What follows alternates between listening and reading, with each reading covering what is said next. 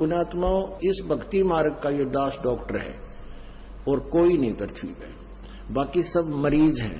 और मरीज के कहने से मरीज दवाई लेने लग गया, दोनों मरेंगे, क्योंकि वो तीनों मरेगा, उसने दवाई गलत खा ली, उसको ऑपरेशन होगा, क्योंकि परमात्मा उससे नाराज होगा। ये भक्ति का जो ट्रीटमेंट है ना, टेबलेट दास बताओ वैसे ही लेनी है आपने, अर्थात जैसे भक्ति दास के ऐसे करो। नाम उठत नाम बैठत नाम सोत जागवे, नाम खाते नाम पीते नाम से तिलागवे। मान लीजिए आपका सुबह उठने का अभ्यास है तो अच्छी बात है, उठ जाइए, उठ कर कर लो, लेट कर कर लो, बैठ कर कर लो, आंखें खोल कर कर लो, बंद करके कर लो, लेकिन सिमरन पर ध्यान रखना पड़ेगा।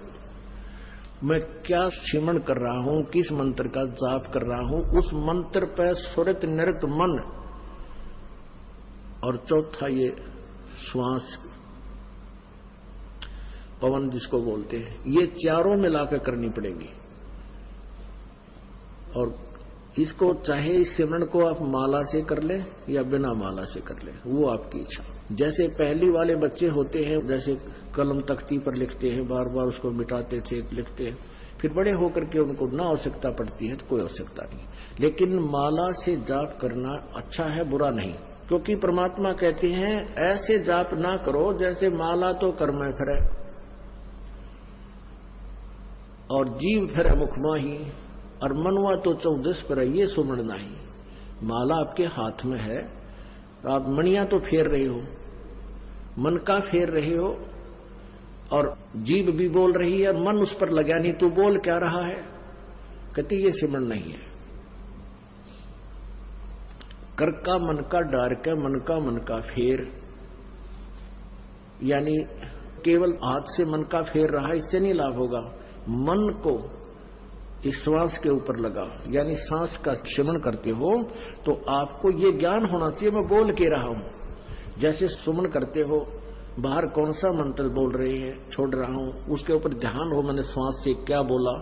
और जप्पा जाप है, ये बोल के नहीं करना, यानी इसको सुरत और शब्द अभ्यास कहते हैं। सुरत और शब्द, शब्द तो ये मंत्र है, ये जैसे बाहर छोड़ा उस शब्द पर ध्यान लगावे, तो सुरत शब्द ये अभ्यास करे। सिमरन जब करे तो आपका नाम के ऊपर ध्यान हो, चित्त हो, तो वो सिमरन सही है। अंदर कौन सा लिया, क्या बोला, तो ये तो सिमरन है सही। और वैसे आप श्वास चल रहा है, आप ध्यान कहीं घूम रहे हो, कहीं जा रहा तो वो नहीं। जैसे आप प्रथम मंत्र जाप करते हो, उसमें भी मैं क्या बोल रहा हूं, पहला मंत्र क्या बोला जा रहा है, दूसरा भी, तीसरा भी, उसके ऊपर ध्यान रहे मैं क्या बोल रहा हूं। और रह रहकर ये भी कभी कभी याद आ जाए कि आपको ये पता हो कि ये प्रथम मंत्र किसका है, दूसरा किसका, तीसरा, चौथा, पांचवा, ये किस किस देव शक्तियों के हैं, ये भी आपको ध्यान में रह रहकर एक जीवन आ जाना चाहिए। अन्यथा जैसे बोल रहे हैं उस मंत्र पर अवश्य ध्यान रहे मैं बोल क्या रहा हूं। प्रथम मंत्र उच्चारण करके भी कर सकते हो, लेकिन ध्यान अवश्य रहे, मन मन में भी कर सकते हो। और जो दूसरा मंत्र सतनाम है, इसको केवल श्वास से किया जाता है, उस पर भी ध्यान रहे मैं बाहर क्या छोड़ रहा हूं, अंदर कौन सा ले रहा हूं। 2 अक्षर का होता है ये सतनाम, 1 अक्षर बाहर छोड़ना होता है, 1 अंदर लेना होता है।